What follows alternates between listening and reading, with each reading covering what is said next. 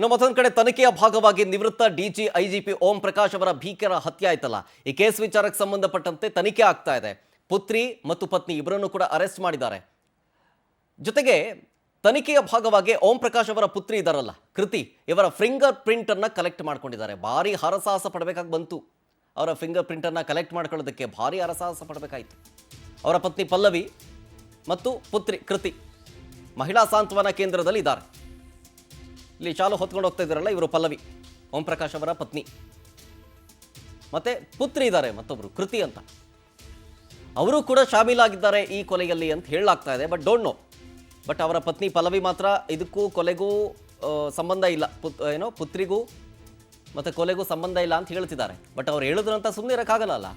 ಹಾಗಾಗಿ ಪೊಲೀಸರು ತನಿಖೆಯ ಭಾಗವಾಗಿ ಅವರ ಫಿಂಗರ್ ಪ್ರಿಂಟನ್ನು ಕಲೆಕ್ಟ್ ಮಾಡೋದಕ್ಕೆ ಭಾರಿ ಹರಸಾಹಸ ಪಡಬೇಕಾಗಿ ಬಂತು. ಯಾಕೆಂದರೆ ಅವರು ಒಪ್ತಾ ಇರಲಿಲ್ಲ ಫಿಂಗರ್ ಪ್ರಿಂಟ್ ಕೊಡೋದಕ್ಕೆ, ಸಹಕಾರ ಕೊಡ್ತಾ ಇರಲಿಲ್ಲ, ಮೊಂಡಾಟ ಪ್ರದರ್ಶನ ಮಾಡ್ತಾ ಇದ್ರು. ಮತ್ತೊಂದು ಕಡೆ ಪೊಲೀಸರ ಮೇಲೆಗೆ ಹಲ್ಲೆ ಮಾಡುವಂಥ ರೀತಿಯಲ್ಲಿ ವರ್ತನೆ ಮಾಡಿದ್ರು. ನನ್ನ ಬಳಿ ಏನೂ ಕೇಳಕ್ಕೆ ಹೋಗಬೇಡಿ, ನೀವು ಕೇಳಬೇಡಿ, ಬರಬೇಡಿ ನೀವು ನನ್ನ ಹತ್ರ ಅಂತ ಕೃತಿ ರಂಪಾಟ ಮಾಡಿಬಿಟ್ಟಿರ್ತಾರೆ. ಒಂದು ರೀತಿಯಾಗಿ ಪೊಲೀಸರಿಗೆ ತಲೆನೋವಾಗ್ಬಿಡುತ್ತೆ ಫಿಂಗರ್ ಪ್ರಿಂಟ್ ತಗೊಳ್ಳೋದಕ್ಕೆ. FSL ಸಿಬ್ಬಂದಿ ಹಾಗೂ ಚಾಲಕನಿಗೂ ಕೂಡ ಪರಿಚಿಬಿಟ್ಟಿದ್ದಾರಂತೆ ಕೃತಿ. ಕೇಳಕ್ಕೆ ಹೋದ್ರೆ ಈ ವಿಚಾರಕ್ಕೆ ಸಂಬಂಧಪಟ್ಟಂತೆ ಕೇಳಕ್ಕೇನಾದರೂ ಹೋಗ್ಬಿಟ್ರೆ ಸಾಕು, ಪರಿಚಿಬಿಡ್ತಾ ಇದ್ರಂತೆ. ಇನ್ನು ಫಿಂಗರ್ ಪ್ರಿಂಟ್ ತಗೊಳ್ಳೋದಂತೂ ದೊಡ್ಡ ವಿಚಾರ ಆಗೋಗಿತ್ತು. ಹಂಗೋ ಹಿಂಗೋ ಮಾಡಿ ಕಲೆಗೂ ಫಿಂಗರ್ ಪ್ರಿಂಟನ್ನು ತಗೊಂಡಿದ್ದಾರೆ.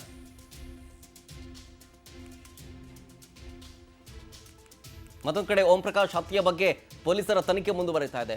ಪತ್ನಿ ಪಲ್ಲವಿ, ಪುತ್ರಿ ಕೃತಿ ತೀವ್ರ ವಿಚಾರಣೆಯನ್ನ ಮಾಡಲಾಗ್ತಾ ಇದೆ ಅವರಿಬ್ಬರನ್ನು ಕೂಡ.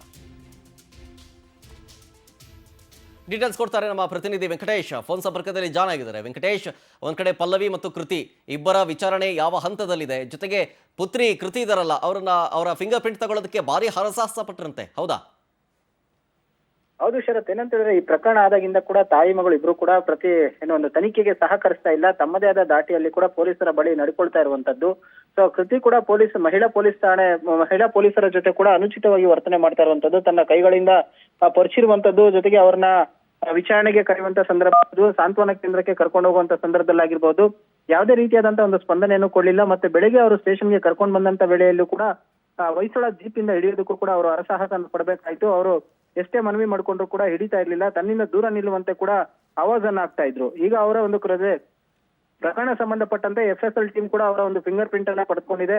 FIR ದಾಖಲಾದ ನಂತರ ಪೊಲೀಸರು ಕೂಡ ತಮ್ಮ ತನಿಖೆಯನ್ನ ಚುರುಕುಗೊಳಿಸಿರುವಂತದ್ದು. ಆರೋಪಿಗಳಿಗೆ ಒಂದು ಮೆಡಿಕಲ್ ಟೆಸ್ಟ್ ಮಾಡೋದಕ್ಕೂ ಕೂಡ ಮುಂದಾಗಿದ್ರು. ಇವತ್ತು ಕೋರ್ಟ್ಗೆ ಕರ್ಕೊಂಡು ಹೋಗಿ ನ್ಯಾಯಾಧೀಶರ ಮುಂದೆ ಅವ್ರನ್ನ ಹಾಜರುಪಡಿಸಿ ಕಸ್ಟಡಿಗೆ ಪಡೆದು ವಿಚಾರಣೆ ಮಾಡುವಂತ ಕೆಲಸವನ್ನ ಮಾಡ್ತಾರೆ.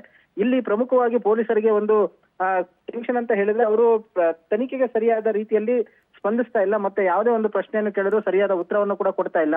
ಬೇರೆ ಆಗಿದ್ದಿದ್ರೆ ಅವರಿಗೆ ಪೊಲೀಸರು ತಮ್ಮದೇ ಆದ ದಾಟಿಯಲ್ಲಿ ಕೇಳ್ತಾ ಇದ್ರು. ಆದ್ರೆ ಇಲ್ಲಿ ಒಂದು ಹಿರಿಯ ಪೊಲೀಸ್ ಅಧಿಕಾರಿಗಳವರ ಕುಟುಂಬಸ್ಥರು ಮುಂದೆ ಯಾವ ರೀತಿ ನಡೆಸ್ಕೊಳ್ತಾರೆ ಅನ್ನೋದು ಕೂಡ ಇಲ್ಲಿ ಪ್ರಮುಖವಾದಂತಹ ಅಂಶ ಆಗಿರುವಂತದ್ದು. ಆದ್ರೆ ಅದಕ್ಕೆ ಸರಿಯಾದ ಸ್ಪಂದನೆ ಕೊಡದೇ ಇರದಂತಹ ಸಂದರ್ಭದಲ್ಲಿ ತಮ್ಮದೇ ಆದ ದಾಟಿಯಲ್ಲಿ ಕೂಡ ಅವರು ಉತ್ತರಗಳನ್ನ ಪಡೆದುಕೊಳ್ಬೇಕಾಗುತ್ತೆ. ಯಾಕಂದ್ರೆ ಇದೊಂದು ಹೈ ಪ್ರೊಫೈಲ್ ಕೇಸ್ ಆಗಿರೋದ್ರಿಂದಾಗಿ ಜನಸಾಮಾನ್ಯರಿಗೂ ಕೂಡ ಸಾಕಷ್ಟು ಕುತೂಹಲ ಇರುತ್ತೆ. ಒಂದ್ ವೇಳೆ ಏನಾದ್ರೂ ಸಾಮಾನ್ಯ ಜನರು ಈ ರೀತಿಯಾದಂತ ಕೃತ್ಯವನ್ನ ಮಾಡಿದ್ರೆ ಇಷ್ಟು ಸಾಫ್ಟ್ ಆಗಿ ಹ್ಯಾಂಡಲ್ ಮಾಡ್ತಾ ಇದ್ರ ಅಂತ ಹೇಳಿ ಕೂಡ ಪೊಲೀಸರು ಯಾವ ರೀತಿಯಾದಂತಹ ಒಂದು ಕ್ರಮವನ್ನು ತೆಗೆದುಕೊಳ್ತಾರೆ ಅನ್ನೋದು ಇಲ್ಲಿ ಪ್ರಮುಖವಾಗಿರುವಂತದ್ದು. ಹತ್ಯೆಯಾದ ಬಳಿಕ ಅವರು ಪೊಲೀಸರ ಜೊತೆ ನಡ್ಕೊಂಡದ್ದು ಮತ್ತೆ ತನಿಖೆಗೆ ಯಾವ ರೀತಿ ಸಹಕರಿಸ್ತಾ ಇರುವಂತದ್ದು ಎಲ್ಲವೂ ಕೂಡ ಹಿರಿಯ ಅಧಿಕಾರಿಗಳ ಗಮನಕ್ಕೆ ಬಂದಿದೆ. ಆದ್ರೂ ಕೂಡ ಯಾವುದೇ ರೀತಿಯಾದಂತಹ ಕ್ರಮಕ್ಕೆ ಇದುವರೆಗೂ ಮುಂದಾಗ್ಲಿಲ್ಲ.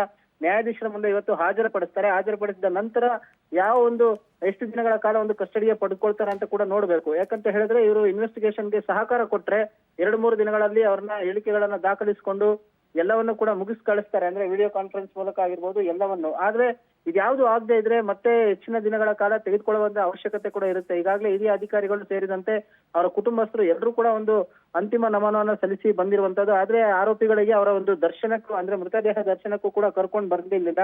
ಸೊ ಅವರ ಸಹೋದರಿ ಕೂಡ ಸಾಕಷ್ಟು ವಿರೋಧವನ್ನ ವ್ಯಕ್ತಪಡಿಸ್ತಾ ಇದ್ರು. ಸಾಕಷ್ಟು ದಿನಗಳಿಂದ ಕೂಡ ಅಣ್ಣನಿಗೆ ಚಿತ್ರಹಿಂಸೆಯನ್ನ ಕೊಡುವಂತಹದ್ದು, ಮನೆಗೆ ಇದ್ದಂತ ವೇಳೆಯಲ್ಲಿ ಹಲ್ಲೆ ಮಾಡುವಂತದ್ದು ಅಂತ ಹೇಳಿ. ಸೊ ಈಗ ಅವರು ಮನೆಗೆ ಬಂದಿದ್ರು. ಆದ್ರೂ ಮಗ ಬಂದು ವಾಪಸ್ ಕರ್ಕೊಂಬರಂತ ಪ್ರಯತ್ನ ಮಾಡಿದ್ರು. ಮಗ ಅಲ್ಲೇ ಇರು ಅಂತ ಹೇಳಿದ್ರು, ಕೇಳಲಿಲ್ಲ. ಆದ್ರೆ ಕೃತಿ ಮಗಳು ಬಂದು ಕರ್ಕೊಂಡ್ ಬಂದ ಹಿನ್ನೆಲೆಯಲ್ಲಿ ಈ ರೀತಿಯ ಹತ್ಯೆ ಆಗಿದೆ. ಸೊ ಇಷ್ಟು ಭೀಕರವಾಗಿ ಹತ್ಯೆಯನ್ನ ಮಾಡಿದ್ದಾರೆ ಅಂದ್ರೆ ಅವರ ಮನಸ್ಥಿತಿ ಎಷ್ಟರ ಮಟ್ಟಿಗೆ ಇದೆ ಅಂತ ಹೇಳಿ ಕೂಡ ಹೇಳ್ತಾ ಇರುವಂತದ್ದು Sharath. Okay, thank you Venkatesh ಡೀಟೇಲ್ಸ್ಗಾಗಿ. ನೋಡಿ, ಓಂ ಪ್ರಕಾಶ್ ಹತ್ಯೆಯ ಬಗ್ಗೆ ಪೊಲೀಸರ ತನಿಖೆ ಮುಂದುವರಿತಾ ಇದೆ. ಈಗಷ್ಟೇ ನಮ್ಮ ಪ್ರತಿನಿಧಿ ಇದನ್ನೇ ಹೇಳ್ತಾ ಇದ್ರು. ಪಲ್ಲವಿ ಮತ್ತು ಕೃತಿ ಇಬ್ಬರ ವಿಚಾರಣೆ ಆಗ್ತಾ ಇದೆ. ಈಗಾಗಲೇ ಇಬ್ಬರು ಆರೋಪಿಗಳಿಗೆ ಮೆಡಿಕಲ್ ಟೆಸ್ಟ್ ಅನ್ನ ಮಾಡಿಸಿದ್ದಾರೆ ಖಾಕಿ. ಪ್ರಾಥಮಿಕ ಹಂತದಲ್ಲಿ ಅವರ ಸ್ಟೇಟ್ಮೆಂಟ್ಗಳನ್ನು ಪಡ್ಕೊಳ್ಳಲಾಗಿದೆ. ವೈದ್ಯಕೀಯ ಪರೀಕ್ಷೆ ಆದ ನಂತರ ಕೋರ್ಟ್ಗೆ ಹಾಜರುಪಡಿಸುವುದಕ್ಕೆ ಸಿದ್ಧತೆಗಳನ್ನು ಮಾಡ್ಕೊಳ್ತಾ ಇದ್ದಾರೆ. ಇಬ್ಬರನ್ನೂ ಕೂಡ ಕೋರ್ಟ್ಗೆ ಕರೆದುಕೊಂಡು ಹೋಗೋದಕ್ಕೆ ಪೊಲೀಸರು ರೆಡಿ ಮಾಡ್ಕೊಳ್ತಾ ಇದ್ದಾರೆ. ಮೋಸ್ಟ್ ಪ್ರಾಬಬ್ಲಿ ಇನ್ನೊಂದು ಗಂಟೆಯ ಆಸುಪಾಸಿನಲ್ಲಿ ಕೋರ್ಟ್ಗೆ ಹಾಜರುಪಡಿಸ್ತಾರೆ ಪೊಲೀಸರು. ನ್ಯಾಯಾಧೀಶರ ಮುಂದೆ ಹಾಜರುಪಡಿಸಿ ಹೆಚ್ಚಿನ ವಿಚಾರಣೆಗಾಗಿ ಕಸ್ಟಡಿಗೆ ತೆಗೆದುಕೊಳ್ಳಬಹುದು. ಸರಿಸುಮಾರು ಅವರು ಸಹಕಾರ ಕೊಟ್ಟರೆ 2-3 ದಿನದಲ್ಲಿ ಮುಗಿಯುತ್ತೆ. ಹೌದು, ಬಟ್ ಈಗ ಈ ಹಂತದಲ್ಲಿ ನೋಡ್ತಾ ಇದ್ರೆ ಅವರು ಫಿಂಗರ್ ಪ್ರಿಂಟ್ ತಗೊಳ್ಳೋದಕ್ಕೆ ಇಷ್ಟೆಲ್ಲ ಒದ್ದಾಡಬೇಕಾಯಿತು ನಮ್ಮ ಪೊಲೀಸರು. ಸೊ ಹಾಗಾಗಿ ಅವರು ಬಾಯಿ ಬಿಡ್ತಾರಾ, ಒಪ್ಕೊಳ್ತಾರಾ, ಅದನ್ನು ಕಾದು ನೋಡಬೇಕಾಗತ್ತೆ. ಫಾರ್ ಎಕ್ಸಾಂಪಲ್ ಅವರ ಪತ್ನಿ ಪಲ್ಲವಿ ಅವರು ಹೇಳ್ತಿದ್ದಾರೆ, ಕೊಲೆಗೂ ಮಗಳಿಗೂ ಏನು ಸಂಬಂಧ ಇಲ್ಲ, ನಾನೇ ಮಾಡಿದ್ದು ಅಂತ ಅವರು ಆಲ್ರೆಡಿ ಒಪ್ಕೊಂಡಿದ್ದಾರೆ. ಸೊ ಹಾಗಾಗಿ ಪುತ್ರಿ ಕೇಳಬೇಕಲ್ಲ, ಅವರ ಸ್ಟೇಟ್ಮೆಂಟ್ ಏನಾಗಿರುತ್ತೆ, ಈ ಕೊಲೆಲೂ ಅವರು ಭಾಗಿಯಾಗಿದ್ದಾರಾ, ಅದನ್ನು ಗೊತ್ತಾಗಬೇಕಾಗತ್ತೆ.